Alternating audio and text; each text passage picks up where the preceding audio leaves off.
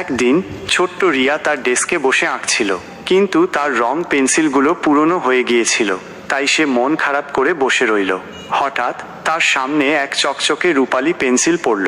পেন্সিলটা নিজে থেকেই নড়ল আর এক মিষ্টি কণ্ঠে বলল, আমি জাদুকরি পেন্সিল, যা আঁকবে তাই সত্যি হয়ে যাবে। রিয়া অবাক হয়ে গেল। সে আনন্দে প্রথমে একটা ছোট্ট ফুল আঁকল। চোখের সামনে সেই ফুলটা বাস্তব হয়ে গেল। তারপর সে একটা প্রজাপতি আঁকল এবং মুহূর্তের মধ্যেই সেটি উড়ে গিয়ে তার কাঁধে বসে গেল। রিয়া উত্তেজনায় ভাবল, তাহলে আমি যদি পুরো শহরটাকে রঙিন করে দিই।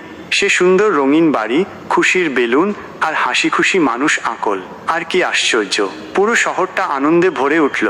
কিন্তু হঠাৎ পেন্সিলটা ফিসফিস করে বলল, সতর্ক থেকো, যদি ভুল কিছু আঁকো তবে সেটাও সত্যি হয়ে যাবে। রিয়া একটু ভয় পেল, কিন্তু বুঝতে পারল শক্তির সঙ্গে দায়িত্বও আসে। সে এবার শুধু ভালো জিনিস আঁকল, বন্ধুত্ব, ভালোবাসা, হাসিমুখ।